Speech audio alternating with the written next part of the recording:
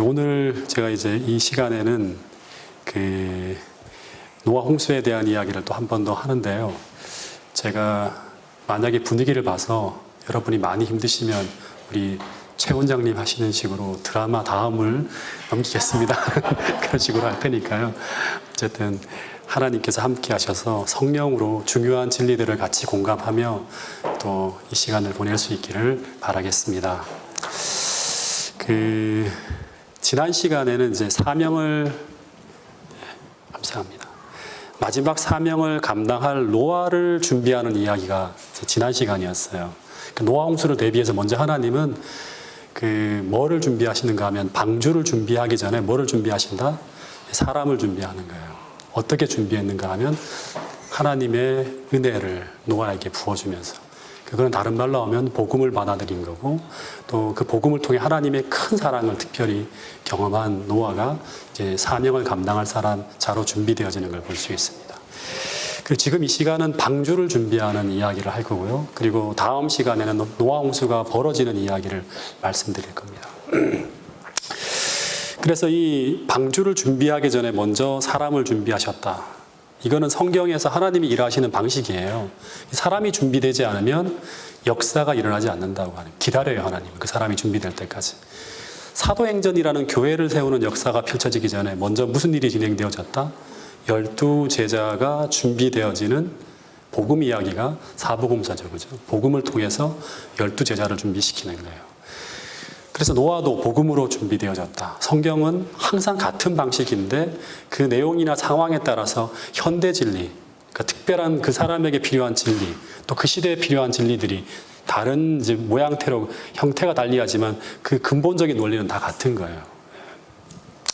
노아도 똑같이 자복과 굴복을 통해서 그 진리를 받아들임으로 말미암아 사명을 감당할 자로 준비되어졌겠죠. 지난 시간을 잠깐 좀 돌아보면 창세기 6장의 모든 사람들이 성령이 더 이상 사람과 함께 할 수 없는 상태, 즉 온 인류가 성령 하나님의 이끄심에 정반대로 행하고 있는 상태가 되어버려서 이제 온 인류의 멸망이 임박해져 가고 있었습니다. 그때 세상을 바라보시는 하나님의 마음을 창세기 6장 5절부터 7절에 두 가지의 단어로 표현하고 있다고 했는데 하나 넘겨주시겠습니까? 네. 하나는 한탄하다고 하는 식으로 번역된 나함이라는 단어이고, 또 하나의 단어가 근심하다라고 표현되어진 아짜부라고 하는 단어입니다. 이 두 단어는 모두 이제 더 이상 인간이 돌아오는 것을 기대할 수 없다는 것을 아시고 이제 그 기다림을 끝내시고 이제 그분의 뜻을 심판으로 결정하셨을 때, 그때 그 하나님의 마음에 무엇이 있었다? 깊은 슬픔이 있었다고 하는 걸 여러분 또 한 번 머릿속에 각인시켜야 됩니다. 그러니까 이 마음이 마치 어떤 마음인가 하면 이제 불치의 병에 걸린 자식의 죽음을 앞에 두었을 때, 그때 그 아버지가 그 아들을 살리기 위해서 다 해보지만 안 돼요. 더 이상 아무것도 할 수 없다는 것을 느낄 때, 그때 그 아버지가 느끼는 마음처럼 하나님의 마음은 당시 자식의 죽음으로 고통당하는 것처럼 고통으로 가득 차 있었고, 그리고 그 결정 앞에 너무나 비통해하며 슬퍼하셨다고 말하고 있는 것입니다. 근데 이 표현들이 오늘 우리에게 어떤 메시지를 주고 있는가 하면, 인간이 아무리 하나님으로부터 멀어지고 우리가 아무리 달아나도 아무리 악해져 가도 여전히 하나님은 그들을 사랑하시고 있었다고 하는 아주 중요한 메시지를 던져주고 있습니다. 그리고 그 인간들을 구원하기 위해 하나님은 마지막 순간까지 노아에게 마지막 경고를 하라고, 이제 할 수 있는 모든 방법을 동원해서 경고하라고 하는 거예요. 그리고 그들을 위해 구원하기 위해서 방주를 어떻게 짓죠? 몇 사람 안 타잖아요. 근데 하나님은 다 구원하고 싶어서 엄청나게 큰 방주를 지어요. 그리고 120년의 유예를 기간을 더 주시는 거예요. 이렇게.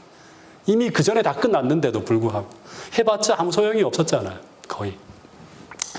하나님이 하실 수 있는 모든 것을 다 하고 있다고 하는 것은 바로 뭔가 하면, 하나님은 그토록 우리를 사랑하셨다고 하는 거예요. 마지막 순간까지. 지금 이 시대에 하나님의 마음이 똑같을까요? 똑같다고 하는 것입니다. 다시 말해 하나님은 완전히 썩고 타락한 인간들을 멸망시키기 전 마치 그들을 쓰레기들을 치우시듯이 쓸어버리는 것이 아니라 여전히 하나님의 마음은 그들을 당신께서 사랑하시는 자녀들처럼 사랑하고 있었고 자녀였죠. 그죠? 그래서 마치 산소호흡기를 이제 빼려고 할 때 그들과의 영원한 이별을 아파하며 통곡하고 있는 그 아버지의 마음 같은 마음을 하나님은 이 두 단어를 통해서 우리에게 읽어내기를 소망하신다고 하는 거예요. 근데 노아가 세상을 구원하기 위해 방주만 지은 것이 아니에요. 그러니까 이 사랑을 깨달았잖아요. 그럼 어떻게 해야 돼요? 이 마음을 하나님을 대신해서 세상에 증거했겠죠. 호세아가 마치 그 하나님의 아픈 마음을 그 북이스라엘 백성들이 다 하나님과의 관계를 깨트리고 멸망해 갈 때 그 마음을 그 하나님의 그 마음을 호세아가 대신해 같은 심정과 같은 처지로 전했던 것처럼 똑같이 노아도 이런 하나님의 마음을 세상에 증거했다고 하는 걸 생각해야 돼요. 방주만 지으면서 경고만 한 게 아니라 어떻게 했다? 이 복음을 전한 거예요. 네. 그래서 이 창세기 3장 15절의 이야기를 그가 받은 이 현대 진리로 세상 사람들에게 증거했다. 이걸 기억해야 됩니다. 이 진리를 받아들인 사람은 그 믿음으로 말미암은 결과 어디로 들어간다? 방주로 들어간다. 동일하게 오늘 우리가 전하는 현대 진리도 어떻게 전해야 될까? 이 하나님의 마음을 담아야겠죠. 그냥 무미건조하게 방주를 짓는 것처럼 안 들어오면 다 죽어 이렇게 하는 게 아니라 하나님의 가슴 아픈 마음을 성경 전체를 통해서 마지막 세 천사의 기별 속에 영원한 복음으로 담아서 그 하나님의 아픈 심정을 세상 사람들에게 증거해야 돼요. 네. 그 복음을 받아들인 사람들은 어떻게 한다? 그걸 믿음으로 말미암아 안식일을 지키게 되는 거예요. 그 결과가 이거예요. 결과가. 네. 어쨌든 노아는 이 하나님의 은혜를 받아서 그 결과 9절에 보면 그 시대에 노아는 이런 삶을 살아가고 있었다고 하면서 노아의 삶을 진술하는 세 가지 단어가 나오는데 좀 띄워주시겠습니까? 이 단어들은, 이 세 가지 단어들은 하나님의 은혜가 노아를 어떤 사람으로 변화시킬 수 있는지를 보여주는 진술이에요. 예. 이 은혜에 대한 이야기는 지난 강의를 통해 참조하면 될 것 같아요. 그래서 오늘 우리도 이 하나님의 은혜를 받으면 어떻게 될 수 있다? 노아처럼 살 수 있다, 없다? 살 수 없다. 노아는 특별한 사람이 이렇게 생각하면 이거 공부할 필요가 없어요. 예. 그래서 이 세 가지의 결과에만 집중하다 보면 이렇게 못 살 것 같아. 이렇게 되는 건데 우리가 어떻게 해야 되는가 하면 이 세 가지만 집중하면 행함으로 말미암는 신앙인 율법주의자들로 우리가 빠질 수 있겠죠. 그죠? 우리가 다 집중해야 될 것은 무언가 하면 하나님의 은혜에 천착해야 돼. 그러나 노아는 하나님의 은혜를 받았다. 이게 뭔지를 지난 시간에 충분히 설명했어요. 그 은혜를 받았을 때 그때 나타나는 결과는 첫째, 당대 의인이었고 그 시대에 두 번째는 완전한 자였고 세 번째는 하나님과 동행했다는 이 세 가지의 결과가 나타나는 거예요. 이 세 가지의 단어는요, 마지막 시대를 살아가는 오늘 우리들에게도 적용되어져야 할 단어예요. 우리는 마지막 시대에 제가 지난 시간 설교한 것처럼 에녹처럼 노아처럼 살아야 합니다. 그렇게 살아내야 돼요. 여러분 에녹과 노아를 특별한 생각으로 생각하지 마세요. 그러면서 이 성경은 의미가 없어요. 그거는 그 사람들에 해당되는 얘기고 우리한테 해당이 안 되는 얘기예요. 이 이야기는 오늘 우리에게도 적용될 수 있다는 말이에요. 어떻게 적용될 수 있는지를 제가 잠깐 좀 설명을 해드리도록 하겠습니다. 이제 첫 번째, 노아는 의인이었다고 하는데 오늘 우리도 노아 같은 의인으로 의인이라는 칭호를 받을 수 있을까요? 하나님으로부터 받아야 돼, 이 칭호는요. 사람에게 받는 게 아니라. 예. 우리는 어떻게 노아처럼 하나님 앞에 의인으로 칭함을 받을 수 있을까요? 의인이라는 말은 성경에 굉장히 많은 인물들에게 쓰여지며 빈번히 등장하는 말이에요. 예. 성경에서 의인이란 말은 무죄한 인간을 의미하는 단어가 아니라는 것을 첫 번째 아셔야 돼요. 예. 이게 이제 우리 계속 공부하는 거잖아요. 예. 최 원장님께서 오전에도 말씀하셨지만 우리 인간의 본성은 어떤 본성이다? 죄된 본성을 가지고 태어나요. 예. 노아도 그렇게 태어났습니다. 이것은 죽을 때까지 변한다, 안 변한다? 죄된 본성은 죽을 때까지 안 변한다.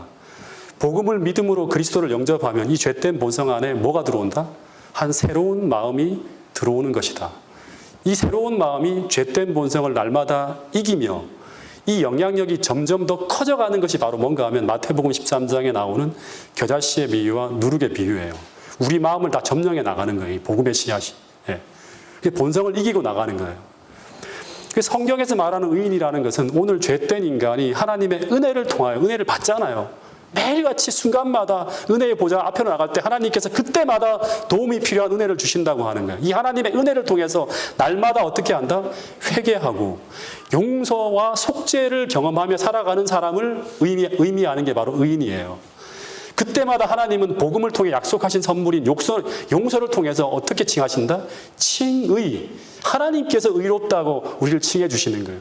그래서 모든 인간에게 적용되어지는 의인이라는 말은 나를 대신해서 돌아가시는 그리스도의 십자가의 공로를 의지해서 날마다 용서와 속죄를 경험하며 살아가는 사람이라고 하는 것을 잊어서는 안 되는 거예요. 그러니까 오늘 우리도 사람들 앞에서 누가 뭐라든 하나님 앞에 의인이라는 칭호를 받아야 돼요.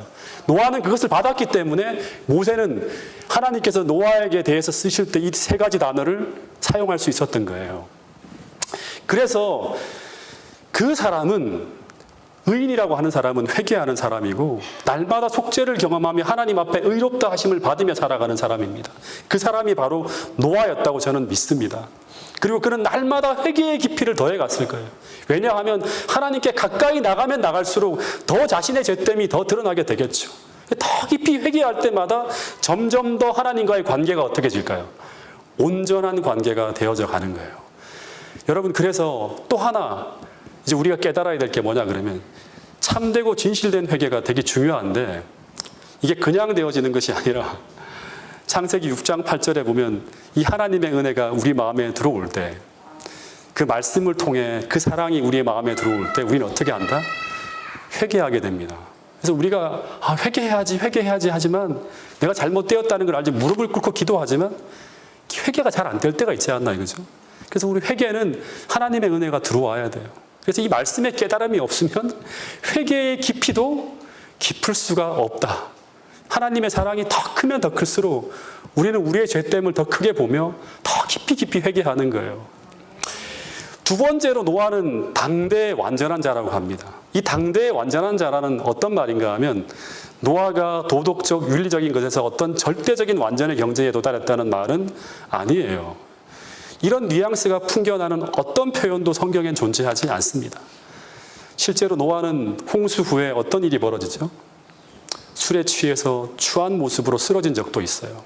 이 완전하다는 말은 오늘 우리가 하나님과의 관계 속에서 올바른 관계를 맺고 있다는 의미예요. 그래서 완전한 자라는 말은 의인이라는 말과 동의어 정도로 생각할 수 있어요.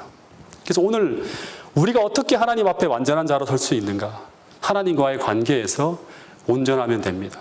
이 말은 쉽게 말하면 하나님 앞에 진실된 회개의 삶을 살아감으로 하나님과의 관계를 온전히 맺고 있는 그 사람은 날마다 어떻게 하신다? 하나님은 그 사람으로 하여금 계속 하나님을 닮은 모습으로 성장하고 성숙하며 날마다 성화되어져 가게 합니다. 이게 오늘 오전에 말한 것처럼 칭의가 계속 이루어지는 거죠. 날마다 굴복하고 자복하고 할 때마다 하나님은 계속 우리를 어떻게 한다? 성화케 하시는 거예요. 노아가 이런 경험을 했다고 하는 것입니다. 그래서 신약에서 완전하다고 하는 말은 텔레이오스라고 하는 단어를 사용하는데 이것은 성숙한이라는 의미예요. 그래서 하나님 앞에 완전하다고 하는 것은 그 사람이 또 반복하지만 하나님과의 바른 관계 속에서 계속 성장하고 성숙하고 자라가는 삶을 살아가고 있었다고 하는 의미예요. 그 모습이 바로 그 시대에 하나님과 온전한 관계를 맺고 살아가는 노아의 완전한 삶이었고 의로운 삶이었다고 성경은 이야기하고 있는 것입니다. 여러분, 그래서 이 완전이라고 하는 말은 그 사람이 지금 하나님과의 올바른 관계를 맺고 있으며 하나님과 올바른 관계를 맺고 있다고 하는 거예요. 그리고 그 사람은 어떻게 할까요? 이웃과도 진실하고 바른 사랑의 관계를 추구하며 살아가고 애쓰고 있으라고 하는 것을 의미하는 그런 표현이라고 하는 것입니다. 그래서 이런 의미에서 본다면 믿음이 성숙하고 성장하고 자라나는 과정이 완전이라고 하면 성경에서는요, 이 1700년의 역사를 그냥 촥 압축한 거거든요. 노아의 전 인생을 보여주지 않고 있어요. 아브라함의 인생은 쫙 펼쳐지지만 노아의 인생은 그 한 포인트만 딱 보여주는 거예요. 만약에 노아의 전 인생을 보여줬다 그러면 노아는 이 하나님의 은혜를 받았을 때 갑자기 엄청난 회개를 하고 이런 엄청난 순종을 하게 되었을까요?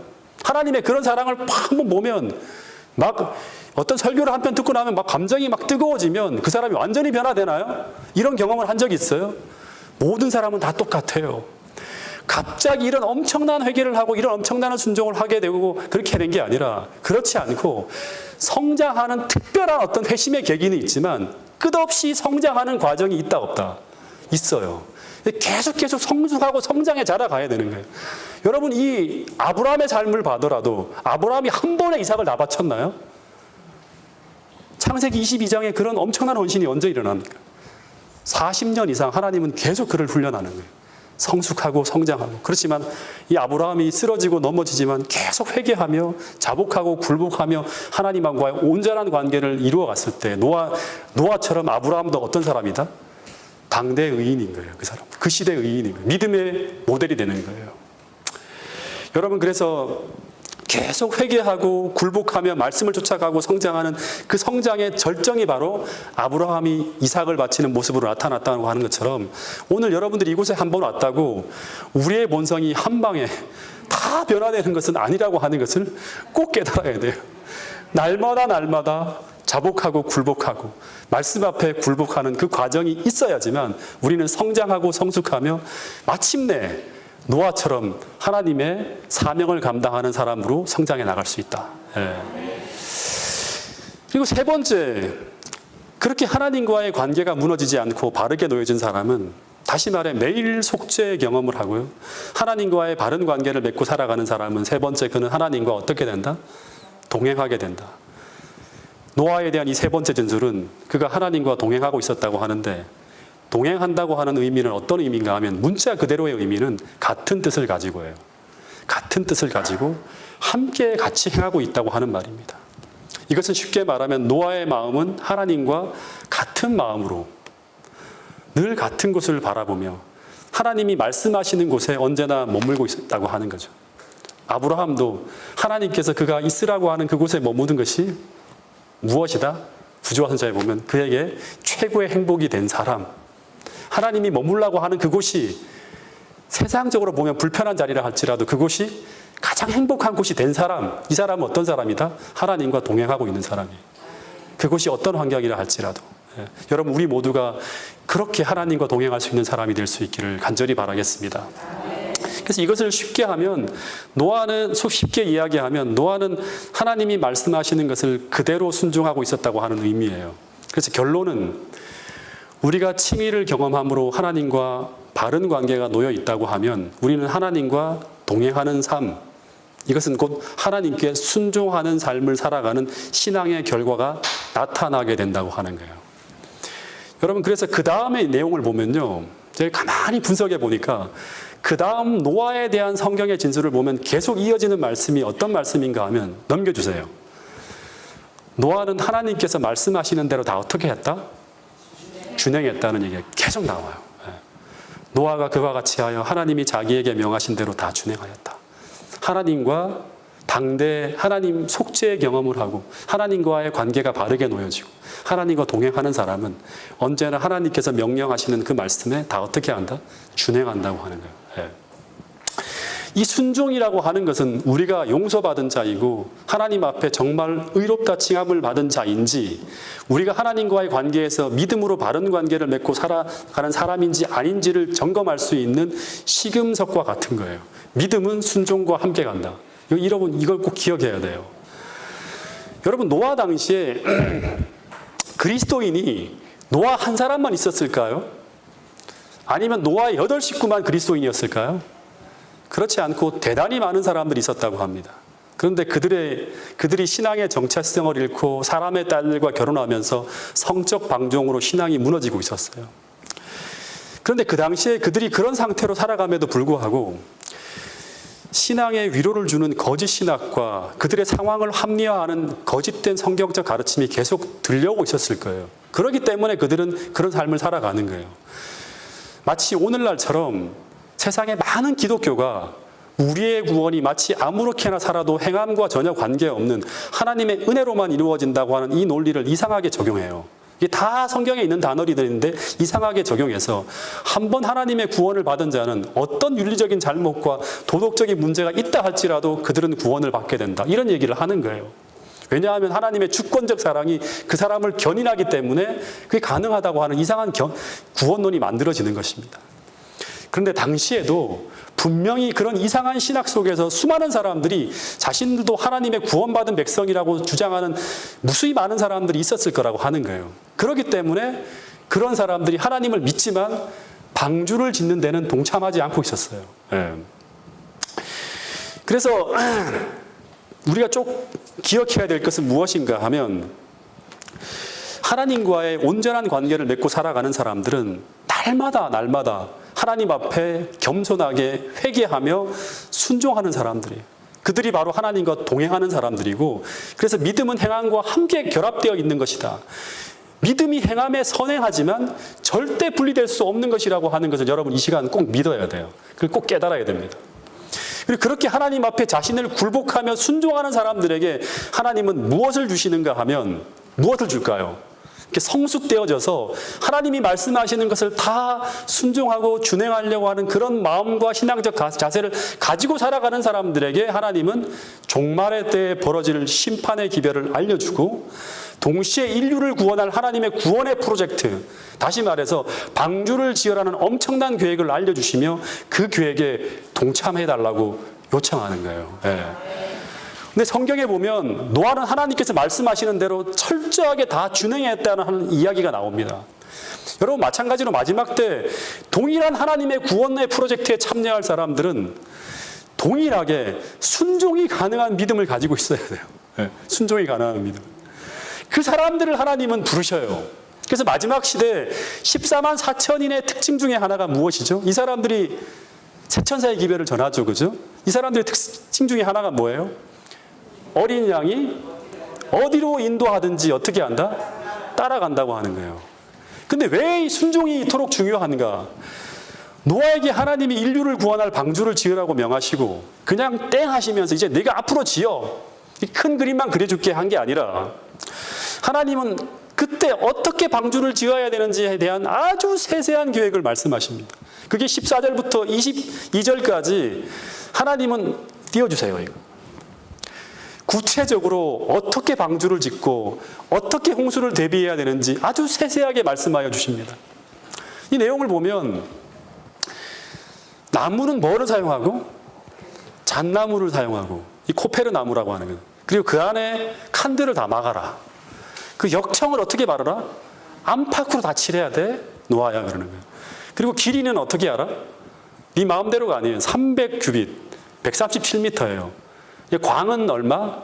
50규빗, 23m. 높이는 30규빗, 14m. 하나님이 직접 다 수치를 정해주는 거예요. 창을 내되 위에다 하나 내고 개수까지 나가요. 그리고 들어가는 출입문은 어디로 내고?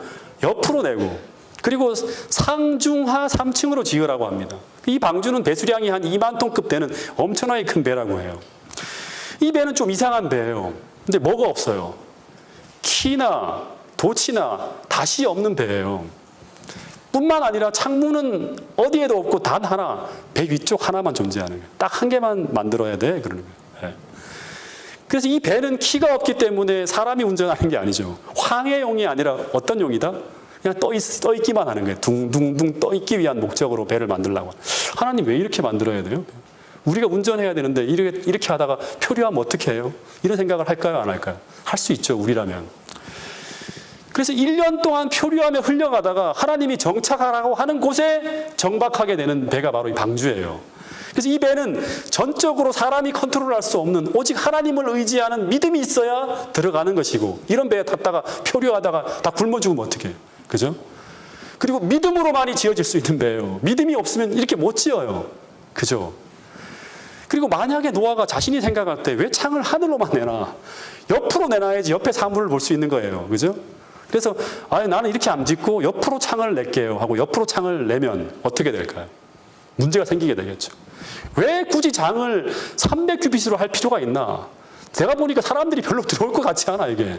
이런 걸 뭐가 그렇게 헛되게 고생하며 큰 배를 지어. 한 200규빗만 하더라도 충분할 거라는 이런 생각을 한다든가, 내 생각에는 잣나무는 너무너무 구하기 힘들어, 근처에 있는 참나무로 하는 게 좋겠다, 이렇게 한다든가, 왜 굳이 3층으로 짓나? 그냥 2층으로 지어도 될 것 같아.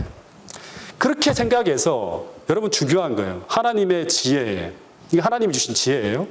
여기에 오늘날 우리들이 행하는 실수처럼 자신의 생각을 더해서 다른 재료와 다른 방법으로 하나님의 설계도면에 첨가해서 방주를 건축하려 한다면 이 방주는 뒤죽박죽 만들어져서 홍수의 때 견뎌낼 수 없는 거예요. 그러면 구원의 방주가 될 수 있다 없다? 될 수 없다고 하는 것입니다. 그러나 노아는 자신이 볼 때, 이게 정말 중요한 거예요. 아브라함이 거듭거듭 실수하는 게 이런 거잖아요. 이삭이 거듭거듭 실수하고 야곱이 거듭거듭 실수하는 게 뭐냐 그러면 하나님의 완전한 지혜에 내 자신의 지혜를 덧붙이는 거예요. 그러면서 구원의 계획이 망쳐지는 거예요. 삶의 혼란이 오는 거예요. 하나님의 이런 과정이 완벽하게 직선으로 이렇게 첩경으로 와야 되는데 막 돌아가잖아요. 이렇게요. 막 꼬불꼬불 돌아가잖아요. 바로바로 장자가 될 수 있는데 못 기다리니까 자기의 지혜를 더하다 보니까 하란으로 떠나고 엄청나 고생하다 돌아오는 거예요. 다 이런 데 문제가 생기는 거예요. 근데 노아는 자신이 볼 때 이 방주에 대한 하나부터 열까지 너무나 터무니없는 얘기들을 너무나 많이 하시는 거예요. 너무나 알 수 없는 의혹과 물음표가 붙어 있었을 거예요. 그죠? 근데 모든 의문은 다 어떻게 했다? 후에 하나님께서 깨닫게 해주실 것이라는 믿음으로 자신의 생각대로가 아닌 나보다 억만배 더 지혜로우신 창조의 하나님이잖아요. 그죠? 그걸 믿기 때문에 하나님께서 명하신 대로 다 순종하였다고 하는 기록이 나와 있습니다. 이것이 바로 종말에 살아남은 자가 보여준 믿음의 모본이라고 하는 거예요. 이게 될 때까지 이런 성숙한 신앙이 만들어질 때까지 끝없이 칭의를 경험하고 용서를 경험하고 회개를 경험하며 하나님의 뜻에 계속 굴복하는 과정이 있어야 돼요. 내 뜻대로 살아보니까 실패하는 거예요. 배워야죠. 넘어질 수는 있지만 회개하고 돌아가서 다시는 그 잘못을 반복하지 않겠습니다. 끝없이 회개하며 성숙하며 하나님과의 관계 속에서 계속 나의 어떤 잘못된 어떤 신앙을 계속 하나님께 맞추어가는, 뜻에 맞추어가는 훈련을 끝없이 해야 되는 거예요. 성장하고 성숙해야 되는 거예요. 여러분, 여기에는 이 방주를 짓고 하나님 마지막 구원의 프로젝트에 참여하기 위해서는 하나님을 절대적으로 신뢰하는 믿음이 필요합니다.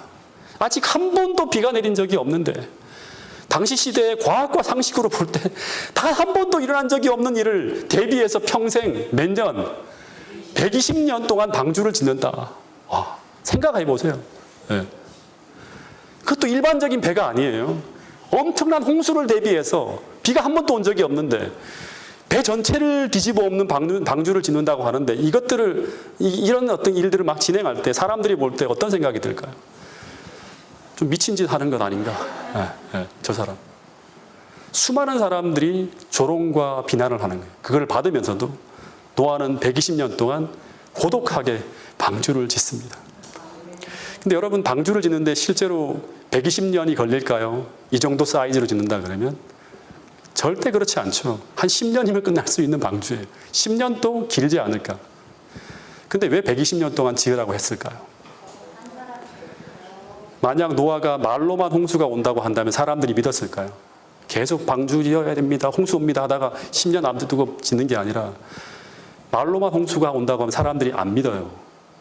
그래서 하나님은 실제적으로 그런 일이 세상에 일어날 것이라는 것을 눈으로 뚜렷이 볼 수 있도록 그것을 대비해서 그렇게 살아가며 실제적으로 경고하면서 방주를 짓는 일을 하라고 하는 거예요.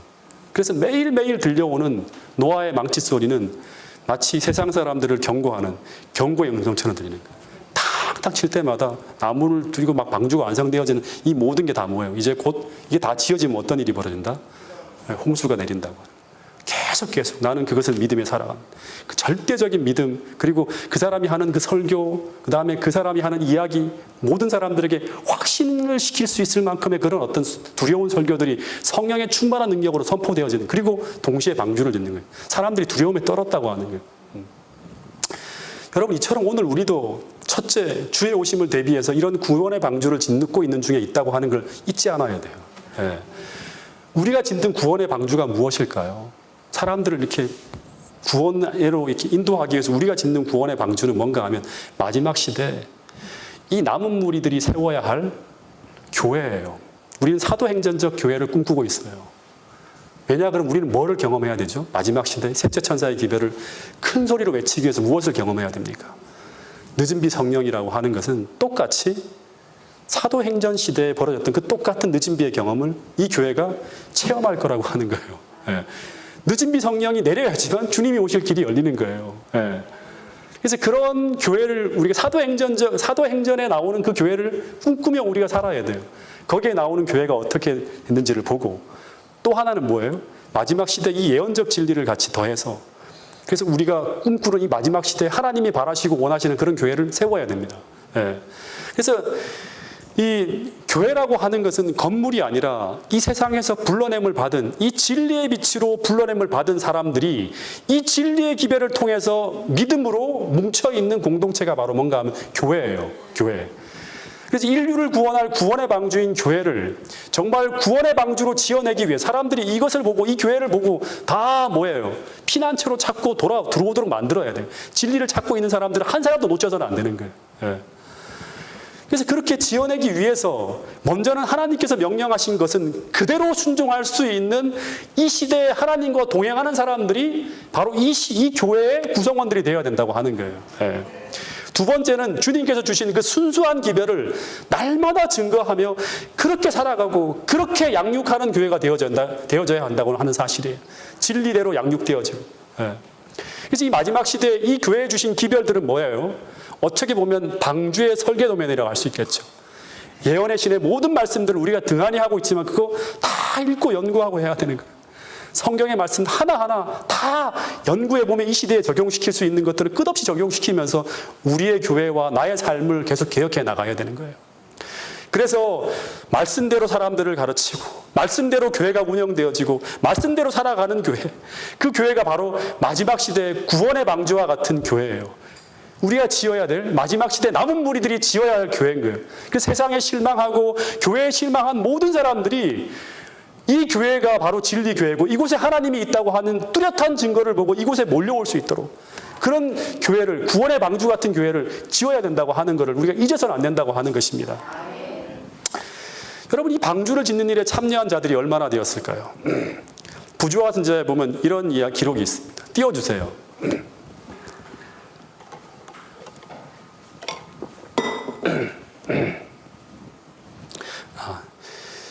이 내용은 다음에 나오는 거 빼뜨렸네요. 무드셀라와 노아와 다른 많은 사람들은 참 하나님의 지식을 간직하며 도덕적 죄악의 조수를 막아보려고 노력하였다. 무드셀라와 노아와 무드셀라 같이 일했어요.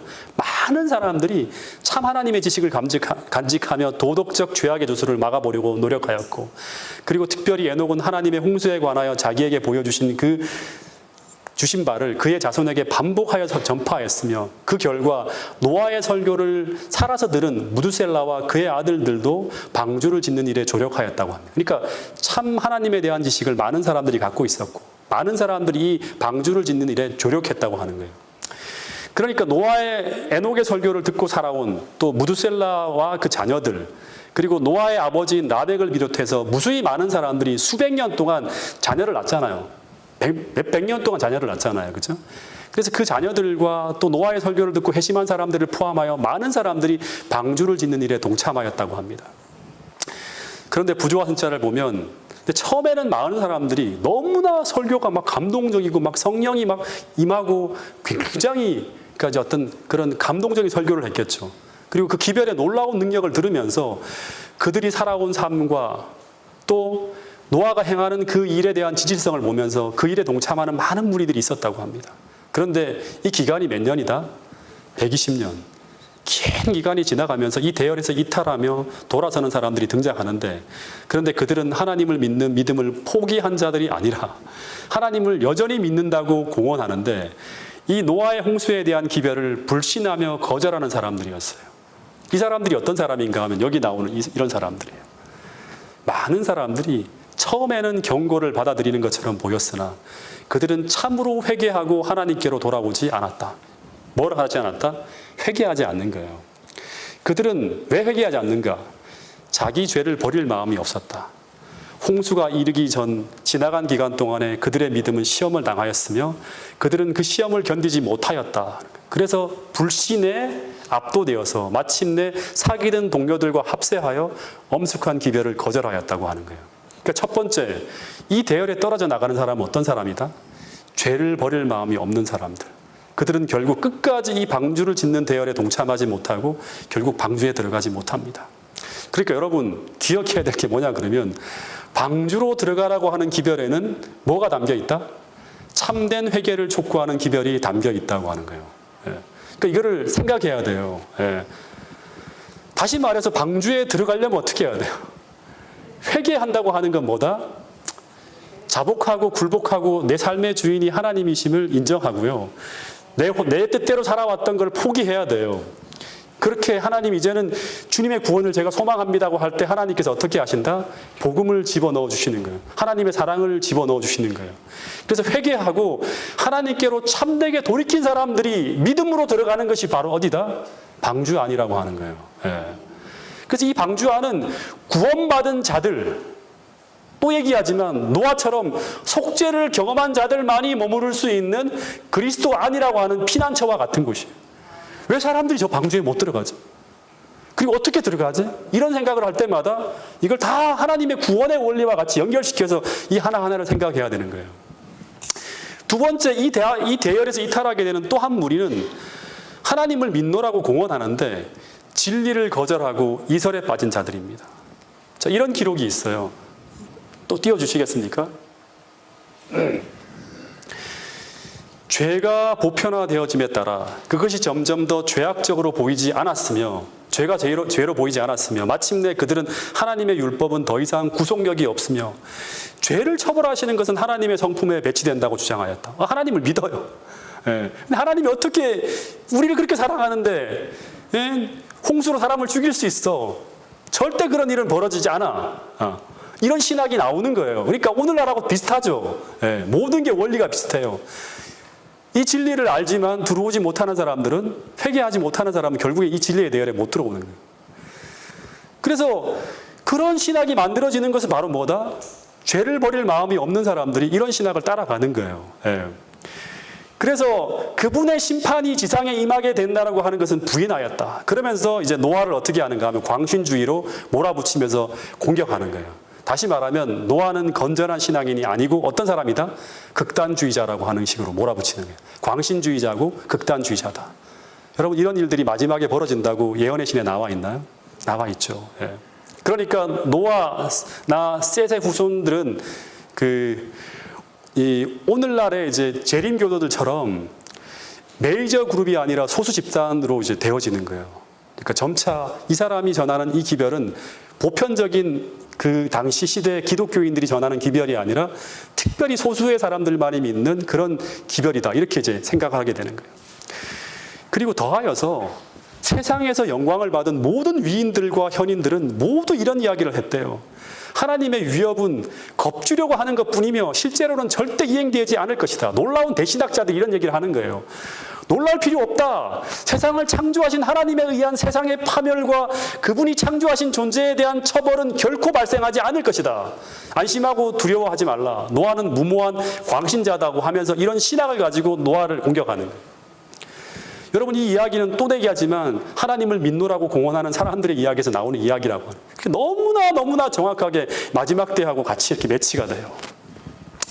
그런데 이 이야기는 또 무엇을 의미하는가 하면 당시 온 세상에서 가장 위대한 위인들까지 이렇게 노아의 기별에 자신의 견해를 밝힐 정도로 노아의 기별은 당시 세상이 무시할 수 없을 만큼 어마어마한 능력으로 전파되어지고 있었고 그리고 모든 세상 사람들이 귀를 기울이지 않을 수 없을 만큼 세상의 이슈였다고 하는 거예요. 오늘날로 말하면 노아가 하는 이야기가 TV 토론에서 계속 어마어마한 학자들과 패널들이 나와서 토론하고 하면서 이게 참인가 거짓인가 하고 막 토론이 일어날 정도로 그런 이슈였다고 하는 거예요. 마찬가지로 우리도 이런 날이 오겠죠. 미래. 온 세상이 주목하는 가운데 재림교회가 주장하는 그 기별이 온 세상의 주목거리가 되어지면서 세상의 명사들이 우리가 전하는 이야기를 듣고 논평하고 비평하는 이런 일들이 벌어질까요? 우리는 이걸 믿고 있어요.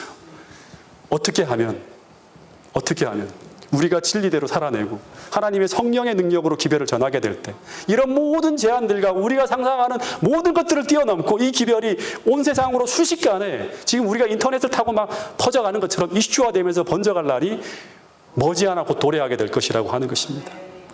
어쨌든 당시 세상 사람들은 계속 현인들과 유명한 명사들에게 물었다고 합니다. 노아의 기별이 정말 틀린 기별이라고. 그렇다면 어떤 이유에서 그것이 틀린지 말해달라고 계속 물어보는 거예요. 왜냐하면 워낙 노아의 기별이 성령의 능력으로 강력하게 다가올 하나님의 심판의 실제함과 죄인들의 양심을 두렵게 할 만큼 능력 있게 전파되어지면서 회개를 촉구하고 있었기 때문이에요. 근데 세상 사람들은 뭐 하기 싫었다? 죄를 버리기 싫었고 그들의 생활을 개혁하기 싫은 거예요. 있는 그대로 하나님의 사랑으로 위로와 그 평안을 하는 그런 어떤 기별을 듣고 싶었던 거예요. 여러분, 이런 이야기가 나옵니다. 세상의 학자들이, 과학자들이 등장해서 이런 말을 했대요. 홍수 이전의 사람들은 창조 이후 지금까지 수세기 동안 자연 법칙이 단 한 번도 변한 적이 없다고 합니다. 그러니까 지금까지 단 한 번도 비가 내린 적이 없어. 이게 창조 과학자들의 반대하는 진화론자들이 설명하는, 주장하는 거죠. 그리고 강과 바다가 아직까지 한 번도 그 경계선을 넘어서 범람한 적이 없었어. 과거를 보니까. 그러니까 미래도 어떻게 된다? 그런 일이 없다고 하는 거예요. 자연계는 자연계를 만드신 하나님 위에 있으며 자연 법칙은 매우 견고하고 확고하게 확립되었기 때문에 너무 견고한 거예요. 그 어떤 존재도 심지어 하나님께서도 그것을 변경시킬 수 없다고. 이게 철학자들의 얘기예요. 그래서 노아의 기별이 옳다면 자연이 다 파괴되어야 되는데, 전부 다 파괴되어야 되는데 어떻게 그런 일이 일어날 수 있는가. 그래서 그들은 만약 노아가 말한 것이 조금이라도 참된 것이라면 세상에서 이토록 명성이 높은 이들, 이토록 현명한 이들, 이토록 사려 깊은 이들이 어떻게 이런 중요한 것을 깨닫지 못했을 것인가 라고 이야기했다고 하는 것입니다. 여러분, 우리가 하나님이 말씀하신 말씀을 믿지 않으면 이런 사람들의 말에 어떻게 끌려가겠죠. 그런데 세상에 이런 대학자들이 노아의 기별이 틀렸다고 했는데 어떻게 노아의 기별이 진리가 될 수 있겠는가 하는 것입니다. 마찬가지로 죄린교의 기별도 이런 취급을 받고 있고 앞으로도 이런 취급을 받을 것이라고 합니다. 죄린교회가 진리라면 왜 세상에 명망 있는 목사나 성경학자들이 이것을 받아들이지 않고 있는가? 이런 질문을 하겠죠. 그러나 세상의 99%가 다 틀렸다고 하고 세상의 대학자들과 성경 박사들이 다 거짓이라고 했는데도 세상의 대학자나 현인이나 성경 박사들과 세상의 99%가 다 틀렸고 노아가 전하는 기별대로 어떤 일이 벌어졌다? 세상에 홍수가 내렸다고 하는 거예요. 이걸 오늘 우리에게 굉장히 중요한 어떤 메시지를 주고 있습니다. 이것을 기억하고 주님께서는 마태복음 7장 13절에 이런 말씀을 하셨어요. 띄워주세요. 같이 읽어보겠습니다. 시작.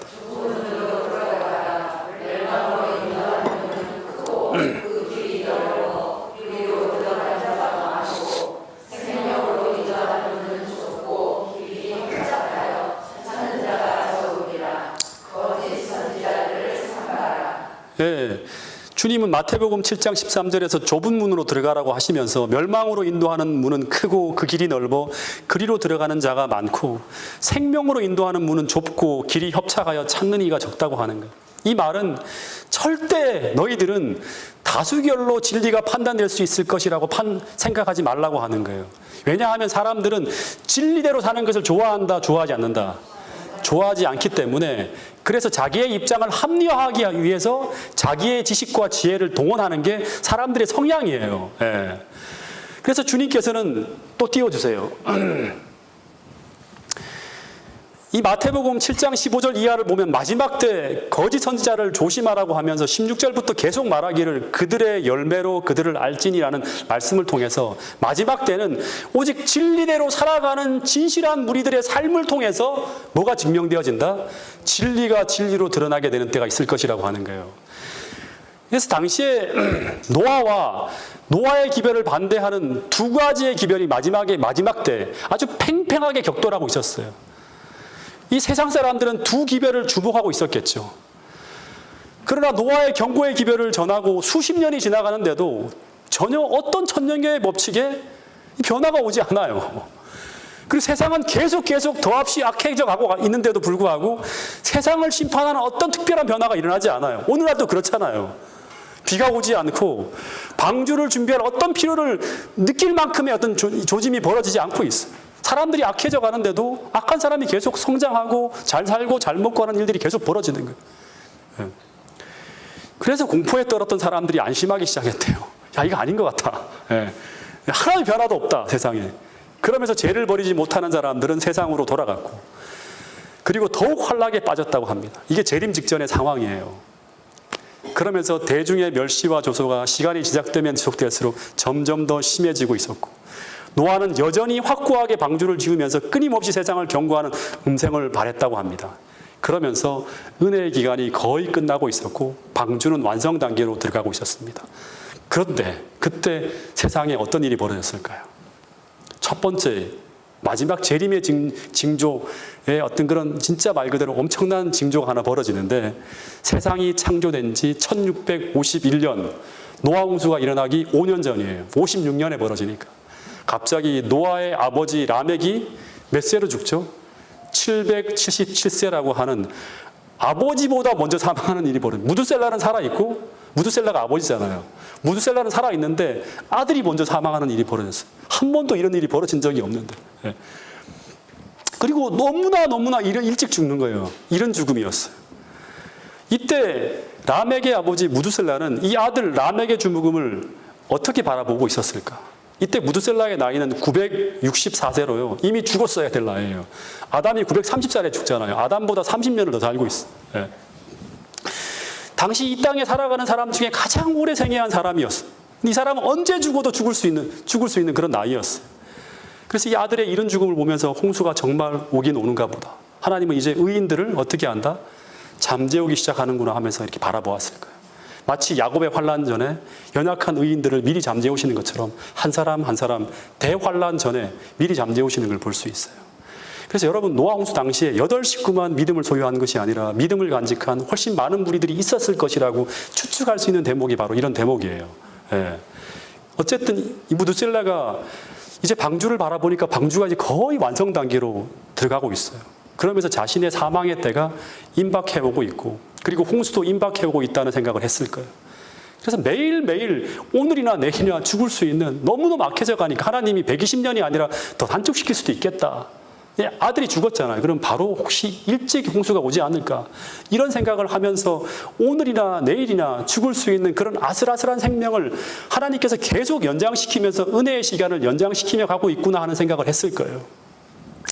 그런데 사람들은 그것을 보면서도 임박성과 긴박성을 전혀 못 느끼고 살아가고 있습니다. 왜냐하면 오늘도 태양이 동에서 떠서 서로 지고 있고, 여전히 하늘은 풍성한 이슬을 내려서 식물들을 자라게 하고 있고, 모든 식물들이 무럭무럭 자라고 있고, 도하에서 이토록 악을 저지르고 있는데도 그들은 전혀 벌을 받고 있지 않는 거 있어요. 그런데 이것이 하나님의 은혜인지 모르고 있었다고 하는 거예요. 네. 드디어 노아가 600세 되던 날이었어요. 모든 믿음의 자손들이 이제 주목해요. 어떤 일이 벌어질까. 근데 무두셀라가 진짜 말 그대로 딱 그 타임 세팅이 된 그 해에 탁 죽는 거예요. 이때가 인류 역사가 그 창조 이후로 1656년이 되는 해예요.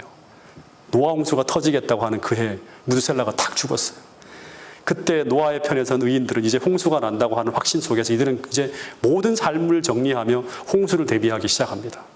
그때 하나님이 노아에게 이런 말씀을 하십니다. 띄워주세요. 자, 같이 한번 읽어볼까요? 시작.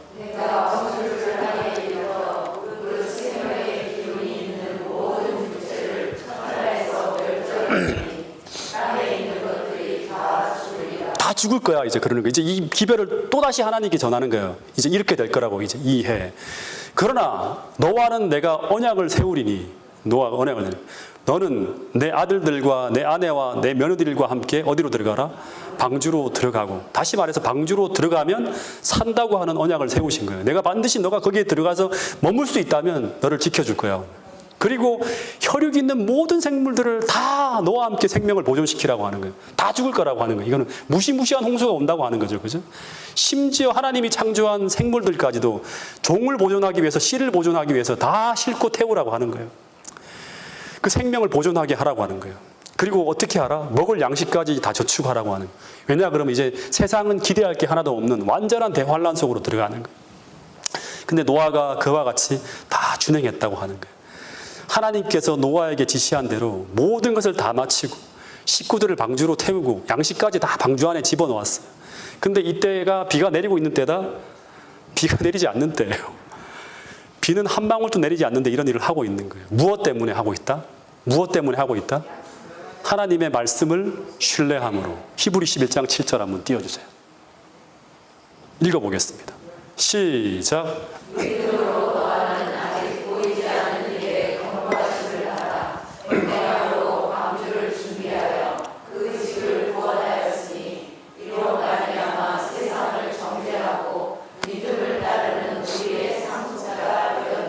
예. 그러니까 믿음으로 노아는 이 믿음이 있어야 되는 거예요. 하나님을 신뢰하고 하나님을 사랑하고 하나님 말씀이 계속 우리 최 원장님을 통해 반복되고 있죠. 하나님 말씀하신 대로 다 이루어지는 거예요. 하나도 떨어진 적이 없어요. 그 믿음으로 노아는 아직 보지 않는 일에 경고하심을 받아 경외함으로 방주를 준비하며 그 집을 구원하였으니 하는 말을 해요. 예.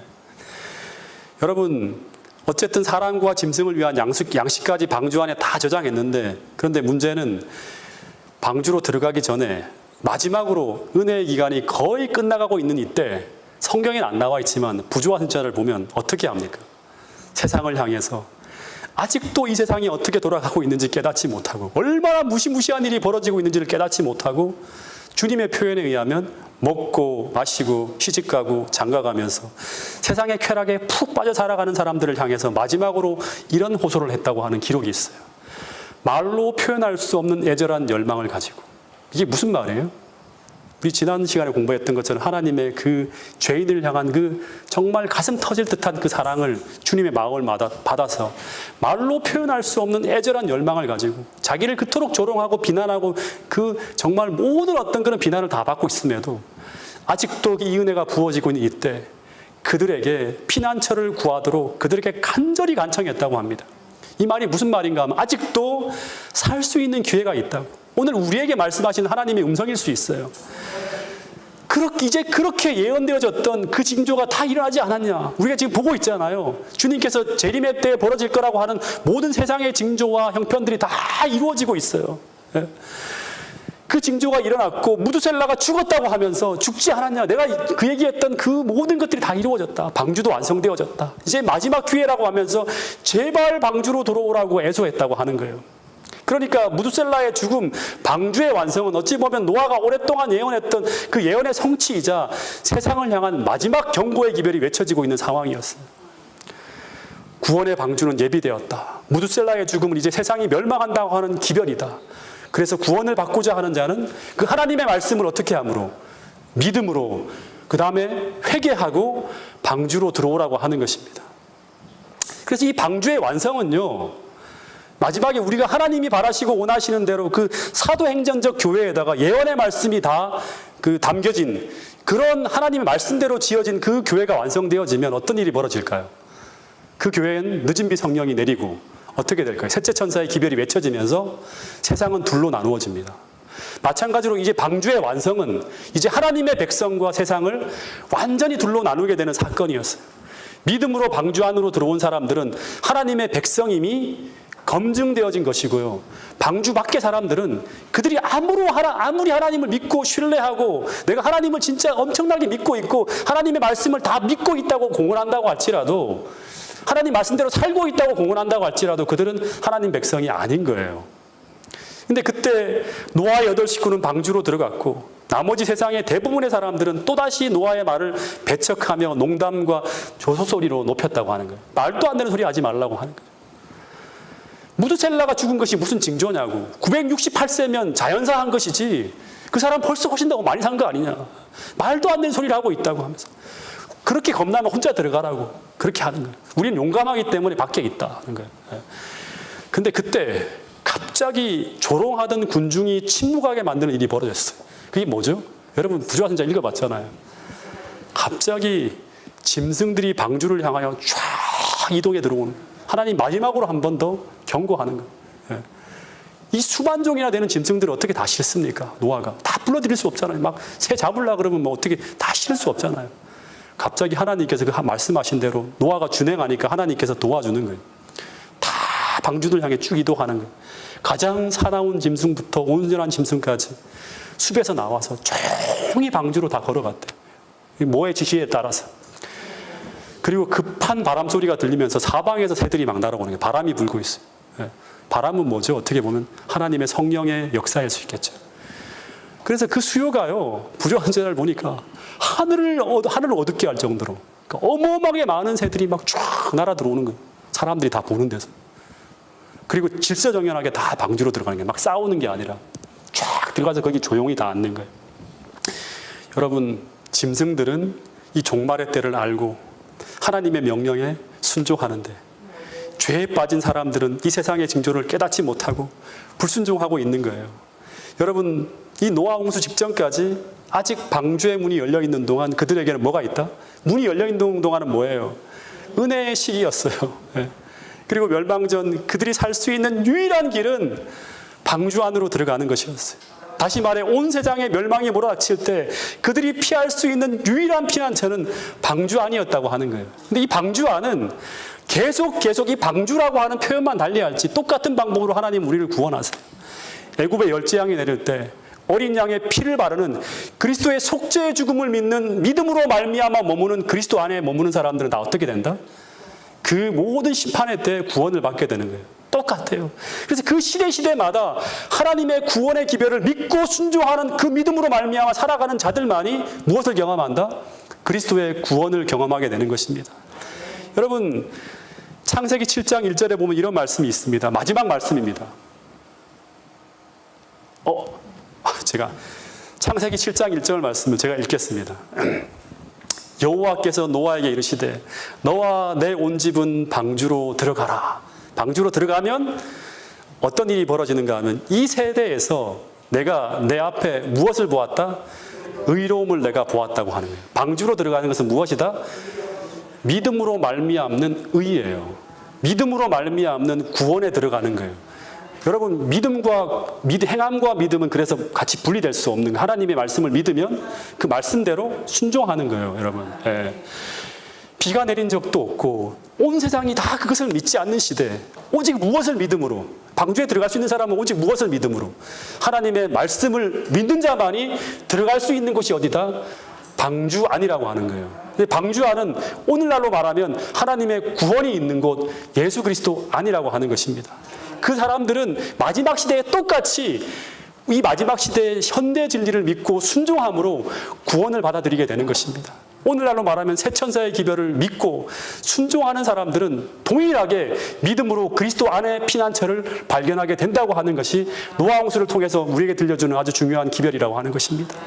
여러분, 지금 예수님께서 하늘 지성소에서 지금 똑같은 마음으로, 노아 홍수 직전에 똑같은 마음으로 우리를 위한 마지막 중보 사역을 하고 계세요. 피난처를 만들고 있고, 그러기 위해서 기별을 주셨고 방주를 지으라고 하고 구원을 받으라고 하고 있습니다. 여러분, 하늘 지성소에서 이 중보 사역이 마치시게 되면 어떻게 된다?